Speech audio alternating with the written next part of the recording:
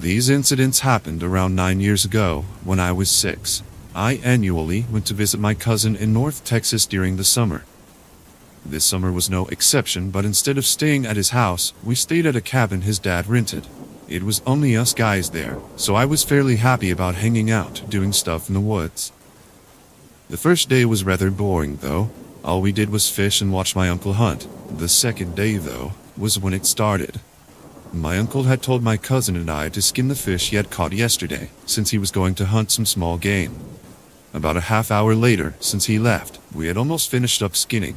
I left my cousin to do the rest while I took a break in the bathroom. I had finished up my business and walked out of the bathroom, but something was off. I didn't hear anything coming from the kitchen.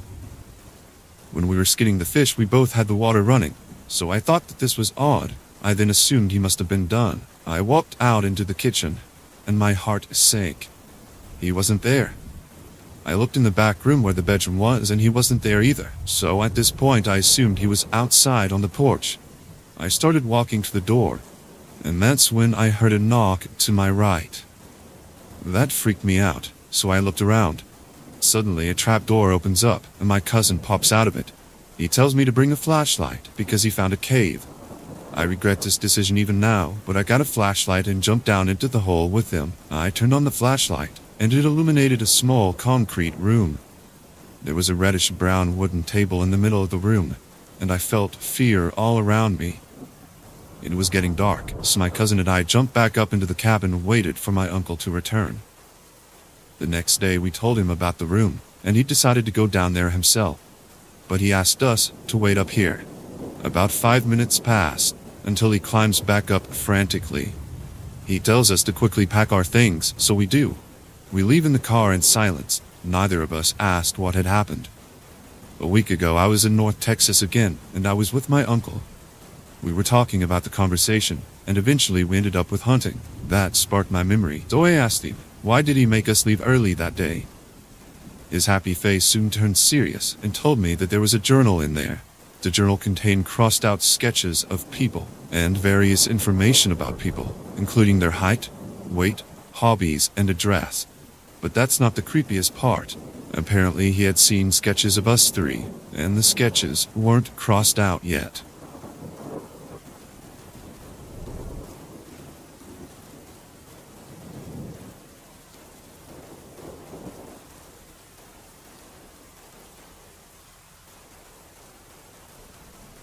The following story takes place in a small southeastern European country where I am originally from.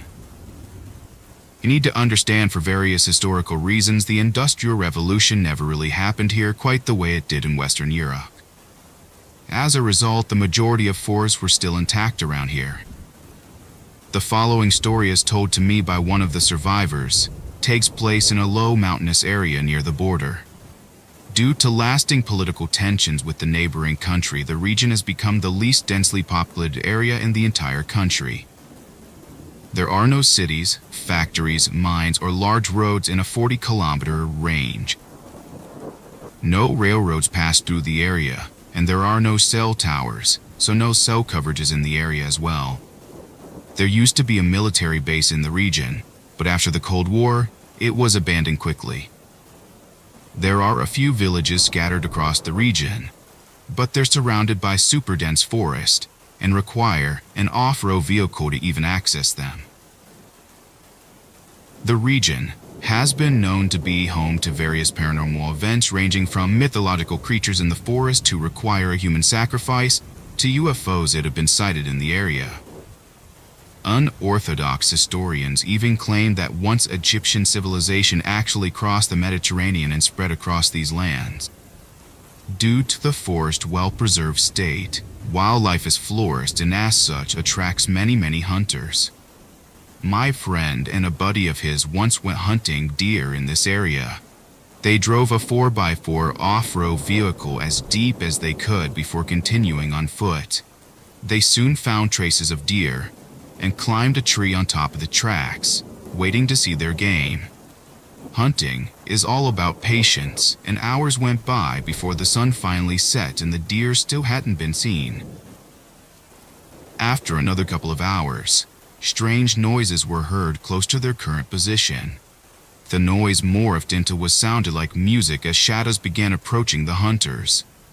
As the shadows drew closer and the music grew more distinct, the hunters could make out features that were reminiscent of dwarves from local folklore. These creatures noticed the hunters and soon came under their tree, playing music as they did.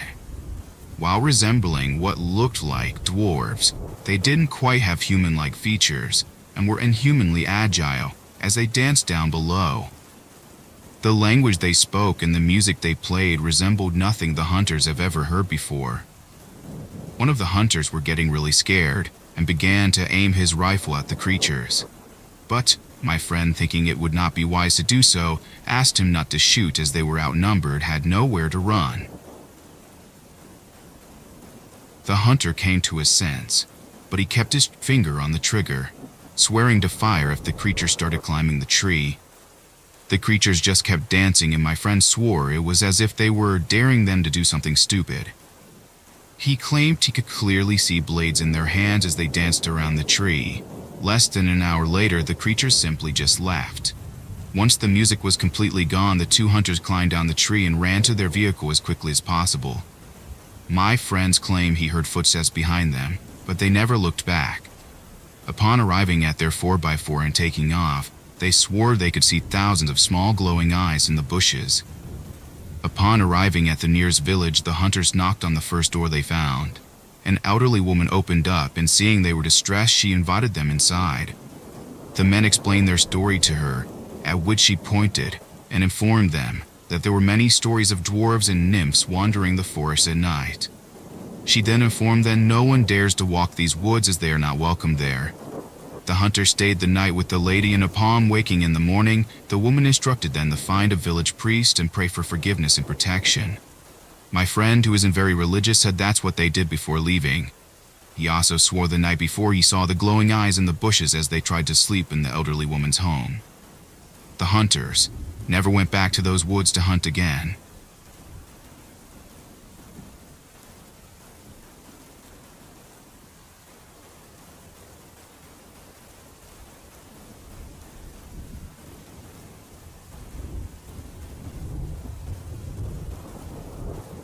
My wife and I are pretty avid backpackers and hikers. The more remote the location, generally, the better in our opinion. It was 2015 when my wife and I were in the Bitterroot Wilderness in Montana. We'd been out on a 100-mile route for the past 2 weeks. It only seen one person in all this time. This person's name was Tom. We met Tom on our second day in, but this was his last day out, and he'd informed us that he hadn't seen anyone in his time out there, so we figured we were likely going to be alone. Tom also informed us hunting season was about 2 weeks out, so at most, we might see some scouts.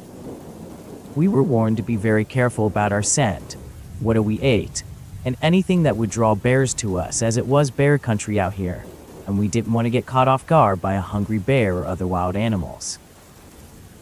Tom then left us with the fact that he'd seen some cubs on the makeshift trail, and even a cougar at one point. But he then reassured us that, as long as we stuck together, we should be fine. We all camped together that night before getting up the next morning, and thanking Tom for all his info before going our separate ways. In the 2 weeks we'd been hiking, we had seen some awesome sights, including amazing vistas. We did some swimming and heard wildlife. We'd experienced much of what you'd expect in the back country, and loved every bit of it. It was because of our amazing time that we'd forgotten all about Tom. Having seen no one else since seeing him, we began to take our being alone for granted. We'd begun to let our guard down, expecting to see no one else the rest of our time out in the wilderness. It's towards the end of the trip, and we're heading back to the proper trail when we decide to set up camp for the night.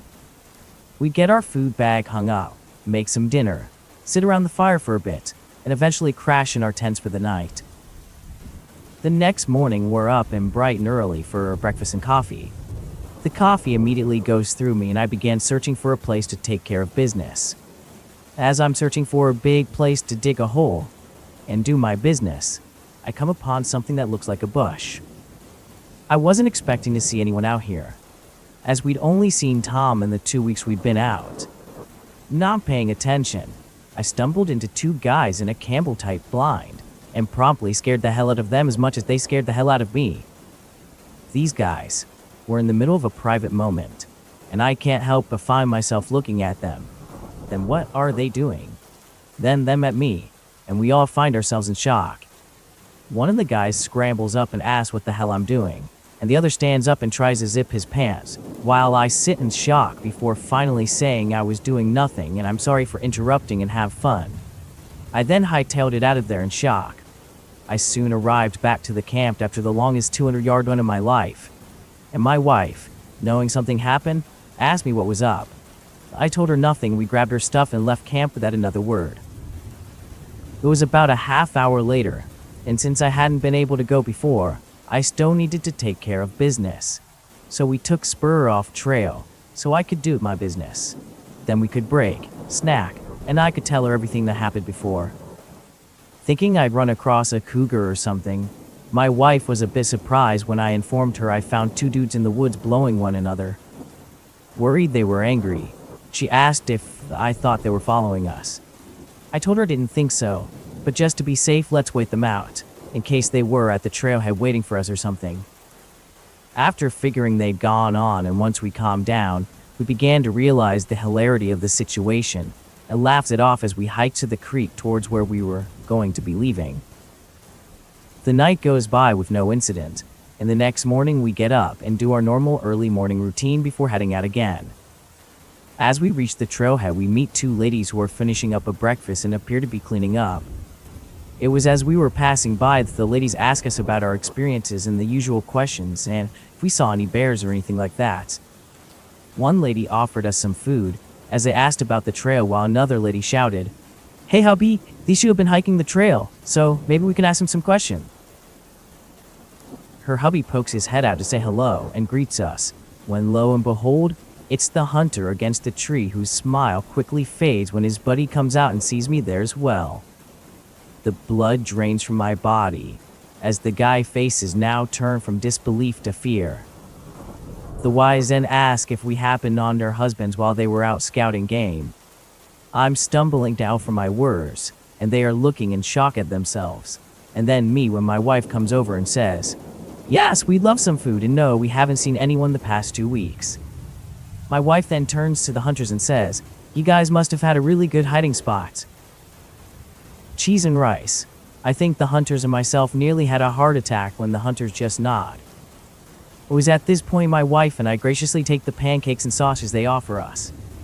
I could see the two hunters staring at me and occasionally talking to one another as we eat. I'm trying to ignore the situation by packing up our car when the two hunters come up to me with a beer in hand and their sidearms on their hips. The one against a tree during the incident pressed the beer against my chest and asked if I'd seen anything there. I nervously told him nothing, to write home about anyway. The hunter then said good and informed me he was shocked that we hadn't heard them walking through initially, and that we should be careful out there because you never know what might happen out in the middle of the woods. It was with this that they smiled and said have a safe trip. I wasn't sure of what would happen, and so I was prepping myself for a fight. My wife later asked if those were the guys I'd seen. I said yes, and I was worried they were going to fight me, but they simply offered a beer for my silence. I never mentioned the threat, and never saw them again.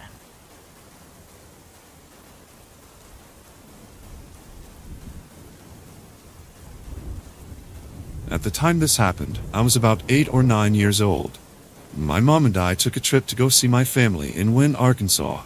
We stayed and chatted with my family for a while, but being a child, I started to get really bored, and about 5 minutes later, my uncle asked if I wanted to go hunting with him and my cousin Cody. Of course, I said yes, so we packed the guns and headed out. But on the way there, I got a bad feeling like something was going to happen, but I ruled it out as just being paranoid or nervous. We got there about 25 minutes later and started to set up. We went about 5 miles into thick wood of the Mercer Bayou, setting up snares for deer and wild hogs. We went a couple of miles further into the woods. Later on, we set up a platform on a tree about 10 feet off the ground. Then we sat, ate lunch, and talked for a while. But after a few hours of nothing, my uncle and cousin decided to go back and check the traps. Before they left, my uncle asked me, "Will you be okay here for about 30 minutes?" I just looked at him and simply replied, "Yeah, I'll be fine." I did have a shotgun and an old knife after all. I think it was the one my uncle used in the Marine Corps. But I figured I could handle myself while they were gone, so my uncle and cousin went down the ladder and left. After a while, I started to doze off.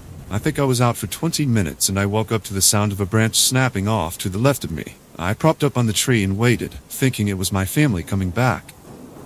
I knew I was wrong. I knew it wasn't them the moment I heard a small yip coming from the trees. I grabbed my shotgun, getting ready for whatever it was. I waited for 5 minutes. Then from the corner of my eye I saw something coming from the trees. My God, what I saw scared the living hell out of me. It was a huge creature about 8 feet tall. It was covered with reddish-brown hair. Its arms reached down to its thighs, and at the end of them hung massive claws that could probably gut a person in 1 second flat. I was absolutely frozen with fear. I locked eyes with the beast, praying to God that it would go away. I'm not sure if my prayer was answered, or if it was just luck, because I heard another animal in the distance, so that thing turned to it and walked away. I waited for a while until it was completely out of sight, and when it was gone, I jumped down from the platform and ran as quick as my legs could carry me. But then I heard heavy footsteps coming from behind me. They were getting louder and louder and closer. I started to cry, and suddenly everything went silent. Dead silent. Still, I kept running until I ran into something coming out from behind a tree. I was so relieved when I saw it was my uncle and cousin. My uncle told me, "Whoa, chill, it looks like you saw a ghost." I just looked at him, and under my sobs I said, "No, it's worse than that." Then he asked me, "What do you mean?"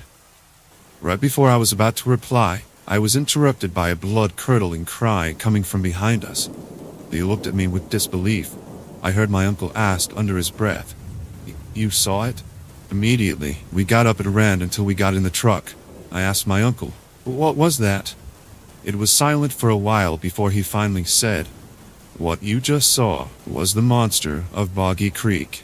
After that, I was quiet the whole way back, just thinking what it could have done to me if I was still asleep when it came by. But then I remembered, when I had jumped down from that platform to get away, I saw claw marks on the ladder leading up to where I had been sitting. It must have been there, right below me, when I was asleep.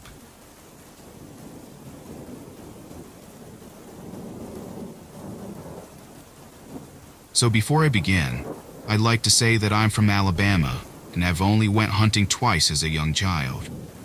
I haven't been hunting in several years. I have found out what I'm going to do with my life and everything. I feel great, until this story I'm beginning to tell you right now. So, 2 weeks ago, my grandfather, uncle, and I went on a hunting trip in northeastern Arizona. I was renting a rifle from the hunting residence we were staying on for the week, and my uncle and grandfather both owned 20-gauge shotguns. The first night we went hunting, we left the condo at around 3:30 in the morning. We had to climb a tree to get to a high point, so hopefully bears couldn't get to us. Approximately 3 to 4 hours later, we could hear something big stomping around somewhere below us, about 15 to 20 feet away. We were pretty high up in the tree, so it must have been pretty big. We all just assumed it was a moose or a bear or something similar. There was a creek near us, so it could have been a crocodile or alligator, I guess.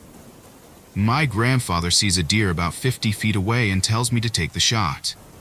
I get the rifle in position and wait a second to make sure I have the perfect shot.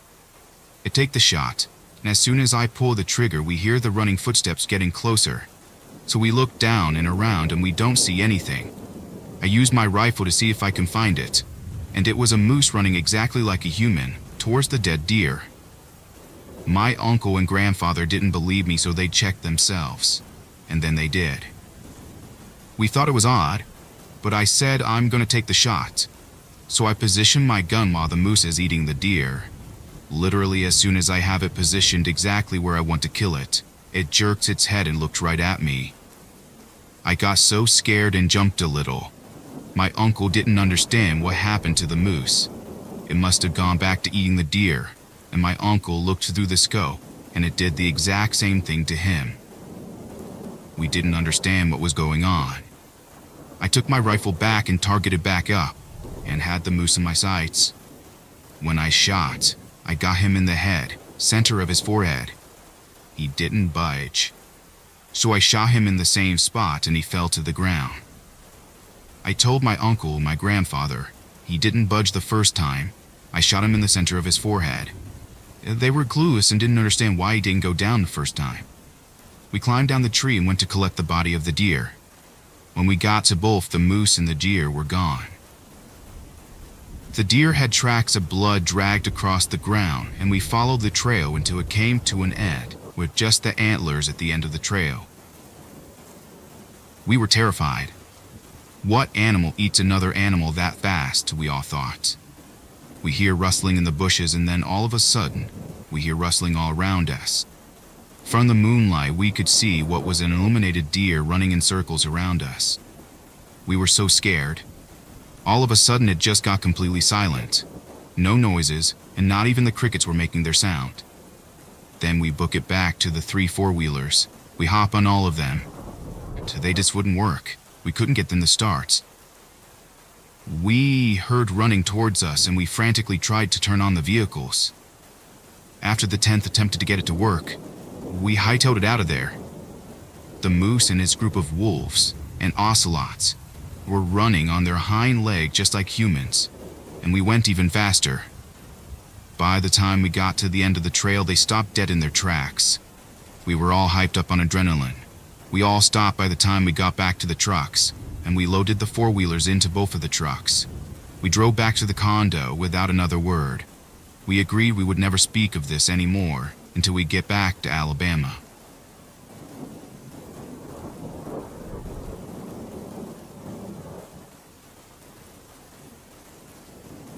This started in April and is still ongoing. My husband and I bought a cabin on 7 acres of land. Part of this is wooded, but the majority is fenced-in open fields.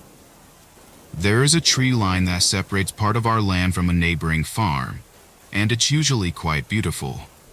Sadly, however, it now only stands to terrify me every time I look out at it. It was around April, maybe the end of the month. Just having moved in, I decided to look around the land and get a feel for it and what was on our property. It was as I was walking that I noticed an abandoned tree stand.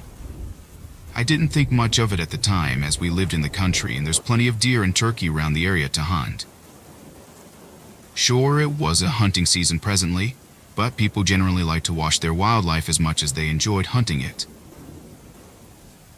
It was 2 days later when I saw the same damn tree stand again. This time, though, it sat in a different tree, facing our house.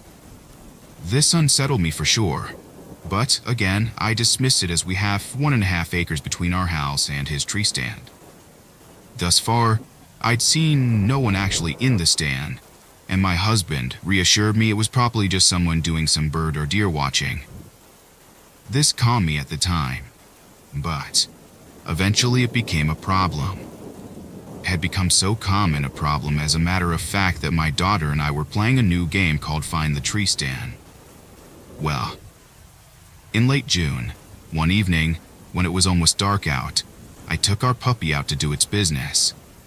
As I was wandering around my land, I looked towards the tree line, and that's when I see him.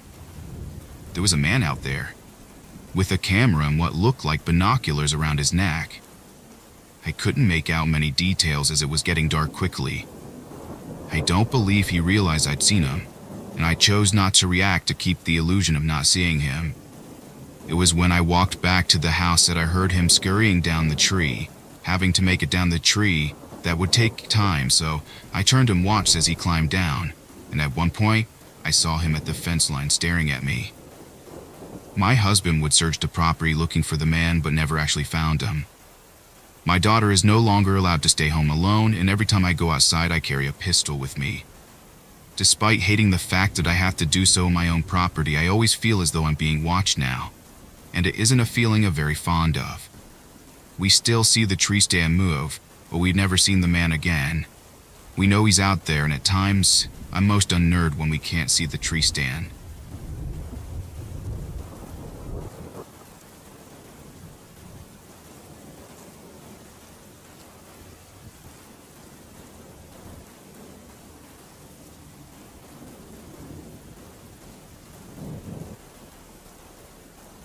I've lived my whole life, almost 30 years now, in Arkansas. Being raised a son of the South, it should go without saying that I spent a considerable amount of time in our state's vast woodlands, hunting, camping, and etc. So I never had any fear of the unknown depths of the forest, or whatever woodland critters reside there, until about 4 years ago. When I was a child, my parents moved us from a small town of Poyen out to the small town about 40 miles south of Little Rock. Both of my parents worked full-time jobs in order to pay off our new house, and had a significant swath of land bordering my grandfather's land. So through much of my early childhood, and after school later on, I would go and spend time with my grandpa until my parents got home. He was a sweet old man, kind of an old hippie. About once a week, he would ask me to go on a walk with him through the forest, and in time, before I had cable or Xbox, I would totally gladly agree to go. Anything to get me out of the house and my own boredom. Every walk was the same, about a half-mile trip down a well-worked path, past a large pit at the edge of the tree line he would burn trash in, through some sandy marsh that was dry almost year-round, and eventually to a large oak tree with a hollowed knot growing on it about chest-high. When we got there, he would reach into his jacket pocket and pull out 3 or 4 eggs he would leave in the hollow. The first time I asked him why he did this, he told me that before there was a church on every corner, people used to live and die and pray in the forest. That the forest was more than just trees and squirrels, and that it looked after people. All of this sounded like religious nonsense to me. I had already had several head-butting arguments with my parents at this point over religion, and them being devout Baptists, and I putting my faith more in a good Remington than some man in the clouds. I honestly never paid much attention to it after that.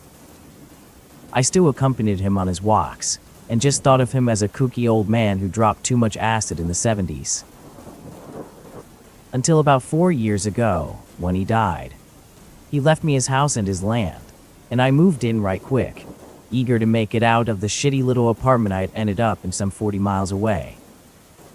My parents had split up and both moved to different states by then, so it was comforting on some level to go back to a place where I spent so much of my early life. In about a week's time after moving in, I had a good bit of trash to burn. Some of my stuff, but mostly my grandpa's old junk he never got around to tossing out. It was mid-autumn by this point, but still way too hot during the day to have a fire. So I waited till about dusk, grabbed the last few bags of trash and some freezer-burned food, and made my way to the pit. I had the fire blazing after a couple of minutes. The last slivers of sunlight had dropped below the forest, making the only light the tall, flickering flames dancing off the trees around me. I sat down on an old stump and lit a cigarette as I watched the flames. I was so deeply enthralled in the orange and red dance I had forgotten to throw the last load of trash in the pit. So I stood and kicked the 2 bags into the flame and began unwrapping all the freezer-burned ground beef, peas, and sticks, throwing their contents into the trees and the plastic into the flames. It wasn't until I threw the last steak, a big frosty T-bone, beside a corpse of smooth, white bark birch trees, that something happened. I heard something low and rumbling. Not quite a growl, but far from being a comforting sound. Then one of the branches of one of the smaller birches began to bend, almost like it was falling in slow motion. Then, it extended out, and I saw from the firelight with horror that what I had previously thought were long little branches were gnarled, impossibly long fingers, ending in savage points. They sunk into the cold meat, and something half stepped out of the cover of the trees. It was hunched down and thin, but I could tell it would be a good foot over my head. It looked at me the whole time. It slowly dragged the meat over to itself. His eyes reflected no light, and I couldn't make out any facial characteristics, except a mouth too wide for its head, filled with canines. It brought the steak to its mouth, and with a sickening crunch ripped a piece off. I didn't see much after that. I guess I had been standing and slowly backing away, because the next clear thought I had was when I was sprinting back to the house where I bolted the door and loaded my shotgun. I sat up all night, my head swimming with questions. Grandpa had never said anything about a creature living in the woods, but come morning I was convinced that's why he left those eggs out every week. A few days later, when I had the nerve to step foot back into the forest, I went with a pocket full of eggs and placed them in the hollow just like he used to do. I haven't seen or heard anything like what happened that night 4 years ago. Yet, once a week every week I'll make a trip into the forest and leave my offering. Yet to this day I have not once stepped anywhere near the tree line after dark.